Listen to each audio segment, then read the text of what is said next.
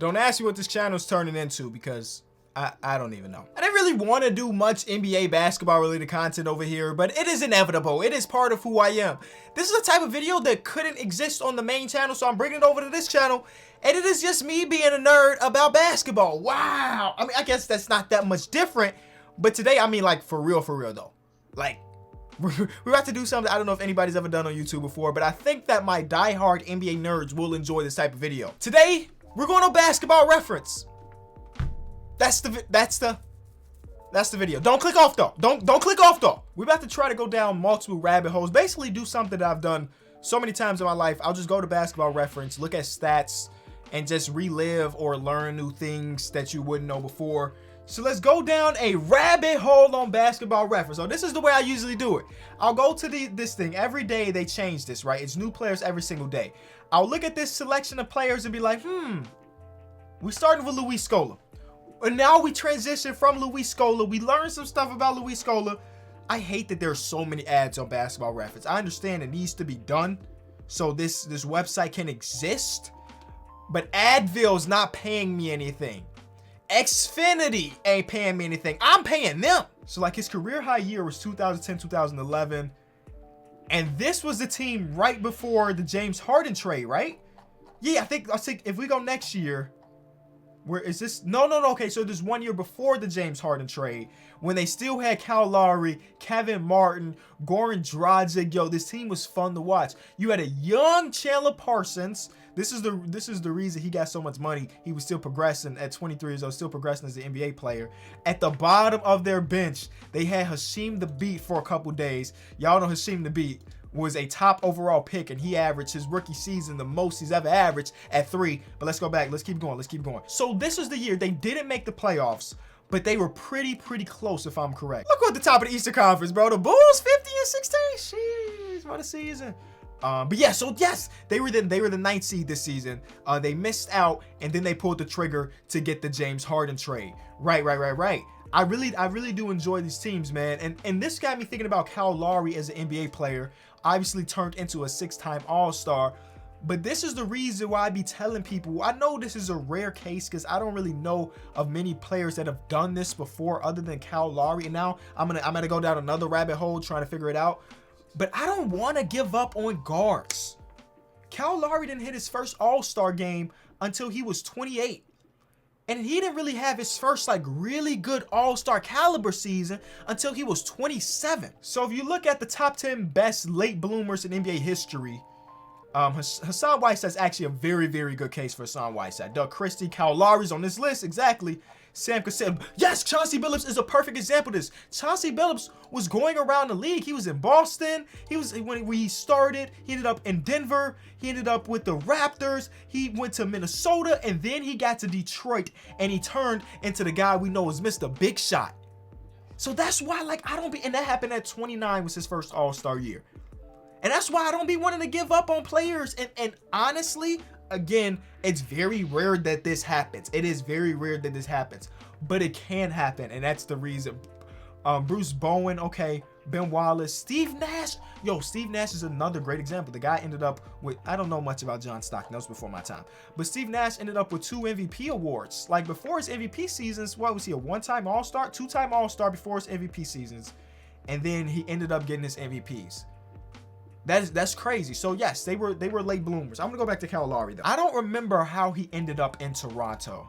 So if we go down to transactions, he was a part of a trade his year 3 to end up out of Memphis on Houston.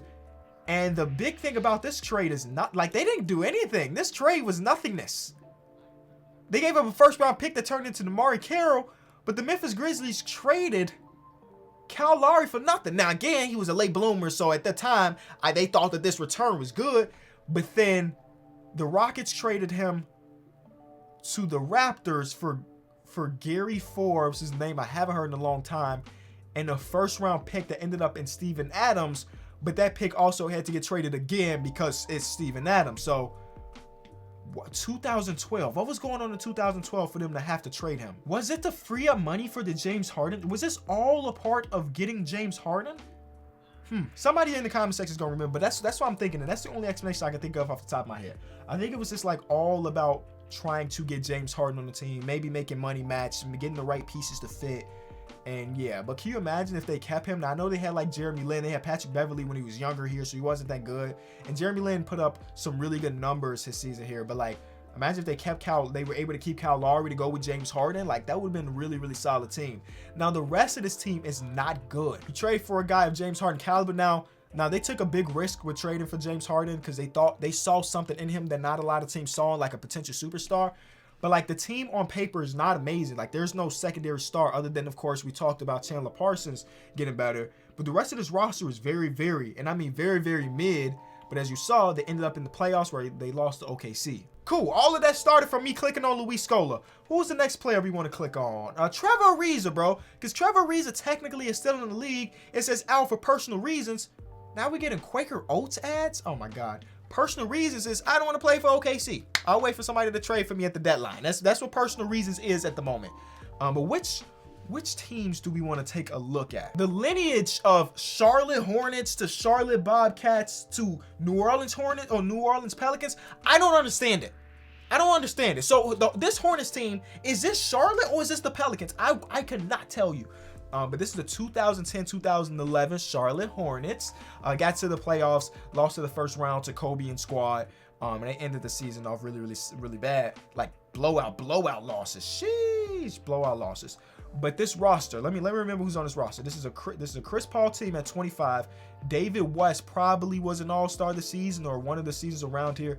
Peja Stojakovic is only here for 6 games, and I wonder, is that a trade or is that injury? I don't know, but overall, this team on paper just wasn't as good as you would expect the team to make the playoffs, though. Was this just Chris Paul being amazing? Probably so. If your team is good and Chris Paul is on it, Chris Paul being on it is the reason your team is good. And then the next season, Chris Paul is gone. The Chris Paul trade happened, and they went from a playoff team to a 21-win team. They kind of hit their reset because I think Alfred Gamino was a part of this trade, right? Was Alfred Gamino a part of this trade? Matter of fact, why am I doing this? I can just go back to Chris Paul and look at his transactions. So looking back on it, Alfred Gamino was a part of this trade. Alfred Gamino. So traded by the Hornets with some cash, a 2nd-round pick for a guy that never came over, to the Clippers for Al Farouk, Eric Gordon, Chris Kaman, and a 1st-round pick that turned into Austin Rivers. That is a terrible package. That's a terrible package for a guy of his caliber. A terrible package. Alfred Gamino, who I want to take a look at now, who's coming off a rookie season where he didn't really play well. You get back Eric Gordon at the time. Eric Gordon at the time was the trade piece. He was 22 years old, and he averaged 22 points. So he was like the real piece of this trade because with the Clippers, he was dogging. Then he comes to the Hornets. He gets injured. And while he came into this next season, he was still really good. He get injured, and then he slowly went down. It was cool to see him bounce back with the Houston Rockets. But okay, now I understand the trade a little bit more because at the time, I mean, you could look at him at 22 years old, averaging 22 points, and be like, he's probably a potential all-star in his career. So that's fun. I always like to look at this. Leaderboards, awards, and honors. So 3 awards for Chris Paul, Rookie of the Year, 10-time All-Star, Player of the Week 13 times, Player of the Month 14 times. And it hasn't happened since 2017. But hey, it probably won't happen again in his career. Player of the Month is hard to do. And 100% Hall of Fame probability. That's what I'm looking at next. Hall of Fame probability. Can I only see active players? No. So why would you tell me Michael Jordan has a Hall of Fame probability of 100 if he's already in the Hall of Fame? I want to see, like, okay, at the bottom of this list, Eric Gordon, 100th. Okay, who's a guy that I think is lower than maybe Marc Gasol? Wait, Marc Gasol is super low. Active. Okay, active. Okay, where is Marc Gasol again? He's 31st. Marc Gasol seems pretty low here, right? Current Isaiah Thomas has a higher Hall of Fame probability than Marc Gasol. Some fishy about that. So let's take a look at Marc Gasol. Career-wise, 14, 7, and 3. Does not jump off the paper, but you know he's a 3-time All-Star, NBA champion, 2-time All-NBA, Defensive Player of the Year once. That's arguable if he deserved it or not. Whatever. Those are some good accolades. Now, I'm not saying he deserves to be in it because who cares at the end of the day, other than him and his family. But, like, I thought that his percentage of getting to the Hall of Fame would be higher than that. Take a look at all of his accolades. Like, defensive box plus minus. That's why he won it. That's why he won the award. This right here. LeBron, of course, Chris Paul, Kevin Durant, all 3 locks if they retire right now. James Harden not completely there. Russell Westbrook. Okay, I would say these top 9 guys are absolute lock. No ifs, ands, or buts about it. No conversation. You can have a conversation about Kyle Lowry. You can have a conversation about Damian Lillard at this point. He'll probably be in there at the end of his career. But I mean, like, if all of these players, if the NBA it didn't exist tomorrow, you can have a conversation about Kyle Lowry, Damian Lillard. Kevin Love is an interesting conversation. Kawhi feels like a lock with 2 Defensive Player of the Years and 2 NBA championships and 2 Finals MVPs. He feels like a lock to me, but I don't know. I don't know. But it's cool. Draymond Green is an interesting case. Giannis is an interesting case if the NBA were to end right now. I had saw something on here earlier that I thought was really, really cool. What is the highest point per game average by a non-all-star in NBA history? Bradley Beal last season and this year so far. Steph Curry this season. Don't count this season, bro. The All-Star game ain't even happened, G. Who is the oldest player to score 30 in a game? Okay, I'm going to take a guess. The oldest player to score 30 in the game.